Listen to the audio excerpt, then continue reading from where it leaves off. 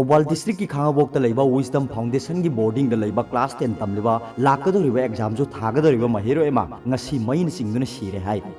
misi adu singnei haiduna miyamni irang horuktuna school da thomjelakpada police na smoke bomb kaptuna tankhai khire leikidraba mahero adugi maming MD Tariq Aziz alias scientist sahina taramanga apokpa MD Jamaruddin kawi yairipok tulihan konjel lekai dagini hairi पाउमी सिंगने school authority अमदी police तगी फंगबा पाउना ngasi थौदोक असे अयुक पुंग तरा खरा हेलकपा मतमदा ओइगनी हाइरदुना महिरो एसिना लैरिबा रूम असे मथंता लैबनी महिरो एसिना महाकी फुरित छुरगा फुरित सिंग अदो स्कूल बेरेंदा दा यामनुना फौनबा होनबदा मफमनुदा लैबा इलेक्ट्रिक वायर दा पाइसिलुबदगी थौदो अदो थोखिबा ओइरंबा याय हाइरु महाकना मैना सिंगलिबा मफम अदुना ताराद योटपी यैदुना मै कोटपगी मफमसु लैरमखि हाइरु खुदक अदुदा ममानब सिंगना इसिंग चाइदुना लाइकनरबा मतुंग डिस्ट्रिक्ट हॉस्पिटल दा पुखलबा मतुंगदा लैखिदबनी हाइरि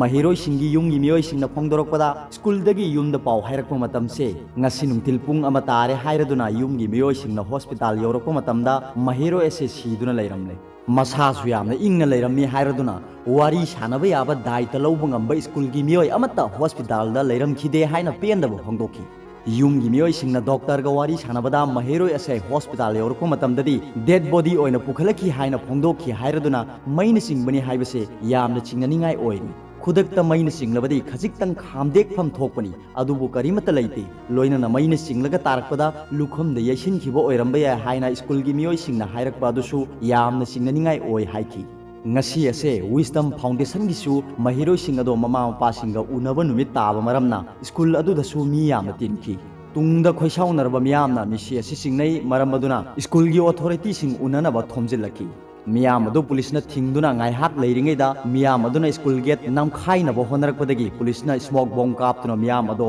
tan khai duna irang ado laksinki tungda thodok thokpam da Thawal district police ki SP Dr. S Ibom Chasu laktuni yengsinki school असिगी सही की फाइनल एग्जाम सु हयेंग तांग अनि दगी हौना मतम लेपलबनी अदुबु ngasi नुमिदांग फावो महिरोय सिंगी मामा मपा सिंग लाक्तुना बोर्डिंग द लैरिबो महिरोय सिंग लौथोकनख्रे हाय विजडम फाउंडेशन खावो की महिरोय MD तारिक अजीज alias scientist मिसी की मतंग द ngasi नुमिदांग लैखिद्रबा महिरोय असिगी पोकनफम यारिपोक तुलिहल कोंजल लेकाय द मियाम की ओइबा मिफम मफम दुना खना नैनख्रे All Manipur Student Union MSU, All Manipur Muslim Student Organization AMMSO, amadi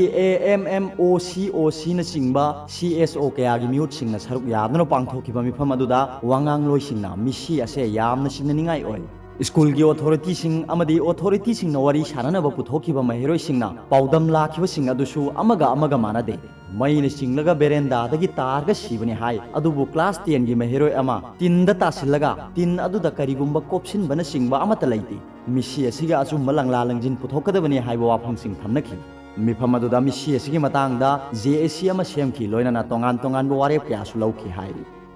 aroi bada paubulai news reader gi video bi yengmiri bu khuding makko thagatro